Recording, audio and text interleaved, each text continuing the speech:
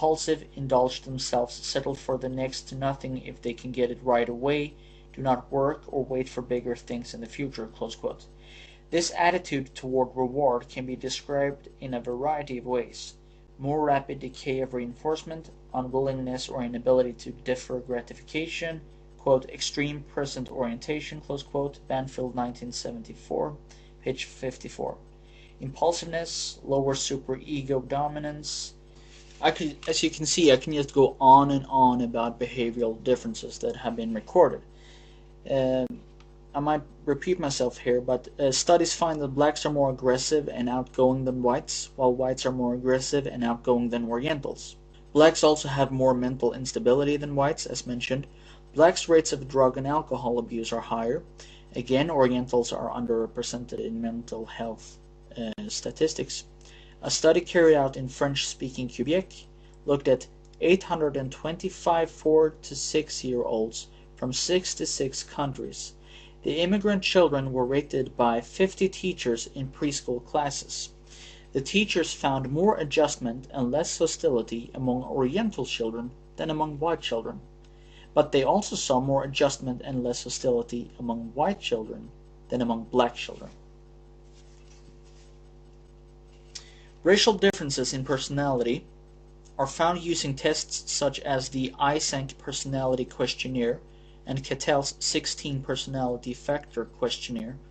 Orientals everywhere are less aggressive, less dominant, and less impulsive than whites, and whites, in their turn, are less so than blacks.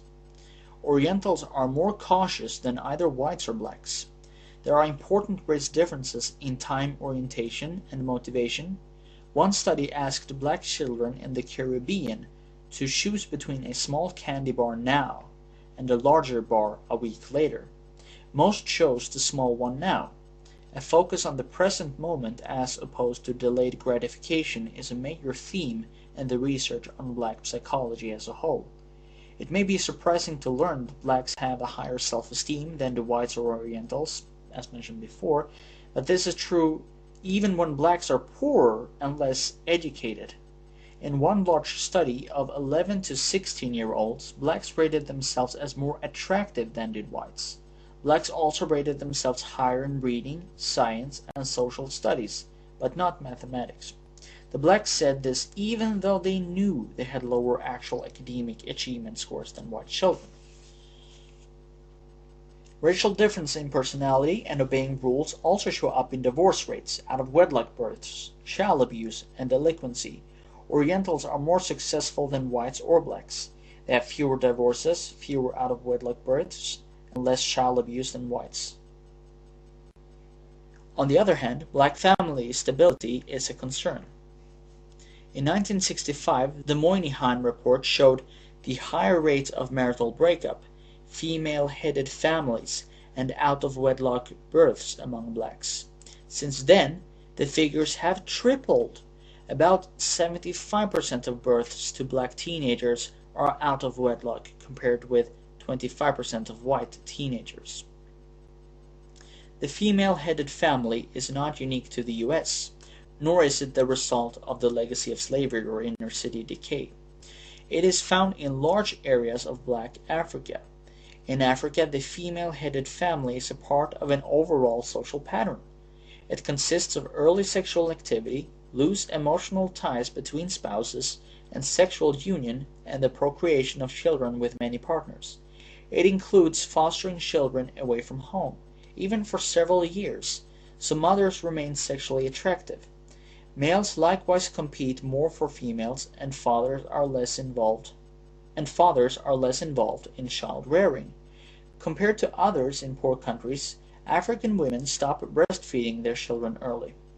This allows ovulation to resume so mothers conceive again, thus producing a higher birth rate. Once a child is about a year old, other children and grandparents do much of the caretaking. As children grow older, they look to older children for basic needs. In black Africa and the black Caribbean, as in the American underclass ghetto, groups of preteens and teenagers are left quite free of adult supervision. Sexual behavior and attitudes.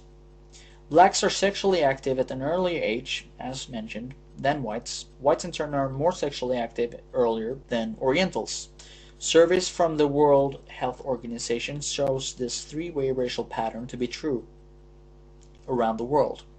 National surveys from Britain and the United States produced the same findings. A Los Angeles study found that the age of first sexual activity in high school students was 16.4 years for Orientals, 14.4 years for blacks, with whites in the middle. The percentage of students who were sexually active was 32% for Orientals, but 81% for blacks. Whites again fell between the two other races. A Canadian study found Orientals to be more restrained, even in fantasy and masturbation. Orientals born in Canada were just as restrained as recent Asian immigrants. Around the world, sexual activity for married couples follows the three-way pattern. A 1951 survey asked people how often they had sex. Pacific Islanders and Native Americans said from 1 to 4 times per week. U.S. whites answered 2 to 4 times per week, while Africans said they had sex 3 to 10 times per week. Later surveys had confirmed these findings. The average frequency of intercourse per week for married couples in their 20s is 2.5 for the Japanese and Chinese in Asia, and for American blacks it is 5. Racial differences are found in sexual permissiveness, thinking about sex, and even in levels of sex guilt. In one study, 3 generations of Japanese Americans and Japanese students in Japan had less interest in sex than European students.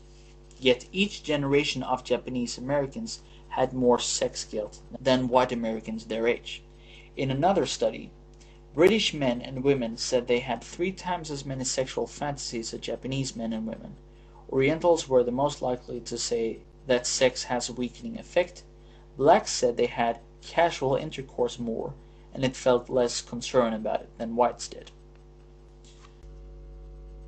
While the delegitimizing impact of unassimilable immigrants can be seen in many areas of American life, in no other field is it more obvious than in the arts. Cultural institutions in cities with large third world populations are rapidly abandoning the Western high cultural tradition in favor of third world folk cultures. According to music critic Edward Rothstein, writing in the New Republic, the new immigrants simply aren't interested in Western music. Quote, strikingly, in a city like New York, classical music culture is largely a racially stratified culture as well. There are almost no black or immigrant faces, aside from Asians, to be seen in concert halls. My neighborhood arts organization, like many others around the country, has been unsuccessful in marketing Western art music to the new racial and international communities in the area. So instead, they've begun presenting the folk music of immigrant and black cultures. Close quote. The same applies to theater. Quote, the reason that Broadway appeals less to New Yorkers these days, close quote, writes theater critic Thomas Dish, quote, isn't just that Broadway has changed, so have New Yorkers. A glance around the lobby at any Broadway show reveals who isn't there, any of the city's readily identifiable minorities, blacks, Hispanics, Asians, close quote. Theatrical companies have tried to address the problem by introducing multiracial casts into Western plays, but have been disturbed to find that the audiences for such multiracial productions are still almost exclusively white. Evidently, third worlders are simply not attracted to Western theater, even when it has a lot of non-whites in the cast. Since changing the cast doesn't work, the only solution will be to give up the play themselves. The irony is that these problems are not seen as the result of non-whites' lack of interest in Western culture and therefore as proof of their non-assimilability. Rather, Western culture itself is blamed for not appealing to non-whites. Artistic images of American history are also coming under attack. Rush Limbaugh recently noted that the state of Oregon, after commissioning a beautiful bronze statue of a 19th century pioneer family, had rejected the completed statue because the image of a white pioneer family was considered, quote, racist, close quote, and, quote, non-inclusive, close quote. While Rush was unusually upset about this incident, it didn't seem to occur to him that it had anything to do with the demographic change, i.e. that it is our society's increasingly non-white character that is making any, quote, all-white, close quote, image seem unrepresentative and therefore illegitimate. And here we have Rushton talking about our case strategy and races. What about the other components of the human case strategy, such as altruism, law-abidingness, and the other characteristics that make up distinctively human social organizations? To what extent are what we think of as personality and the cultural institutions that reflects a population's group personality the products of heredity, and thus properly included in an analysis of our case strategy? Professor Rushton has exhaustively surveyed recent studies of heredity which suggest a powerful genetic influence on virtually all aspects of human behavior. Some of the most startling and convincing data on the relative influences of genes versus environment come from studies of identical twins who were separated at birth and reared apart. Identical twins come from a single egg that split in two. The twins are genetically identical.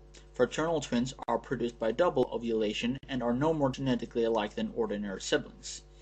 Here is a table on attitudes and how heritable they are.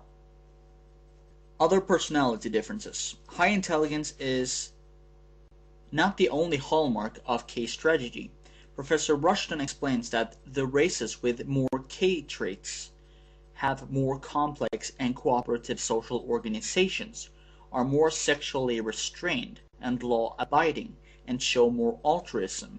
In terms of our case strategy, altruism and social cooperation permit individuals to rear their young under more dependable and peaceful circumstances, which is a precondition for groups that have staked their survival on producing small numbers of large-brained but slow-maturing offspring.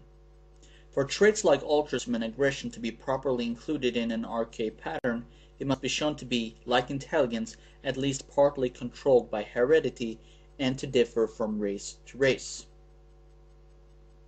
Research suggests that these traits are greatly influenced by heredity and that they appear early in life. Shyness and sociability appear very early in children and endure through adulthood, for example. Studies of identical twins reared apart have shown astonishing similarities not only in personality, but in careers, marriage patterns, style of dress, and individual mannerisms. Research also shows that predictions about criminal behavior in adopted children can be made more accurately from the behavior of biological parents rather than adoptive parents. Sometime between the ages of 21 and 30, the adult personality is, quote, set like plaster, close quote, and environments seem to have little effect on it. Some racial differences. The races differ consistently in these personality traits that can be classified according to RK theory, just as they do in intelligence. Asians are more restrained, cooperative, and less aggressive than whites. Whites are more restrained and less aggressive than blacks. These rankings are the same, whether subjects are assessed by personality tests or by their peers. From an early age, blacks are more impulsive and dominant than whites. Asians are least dominant and impulsive. Differences in crime rates by race are too well established to bear repeating. These differences are consistent across multi- and monoracial societies. Nevertheless, stiff resistance to genetic explanations leads to environmental theories that are unintentionally funny. As Professor Rushton notes, earlier in this century, all forms of deviance were so low in American Chinatowns, despite their poverty, that the ghetto was thought to protect people from crime. For blacks, isolation is routinely said to cause crime.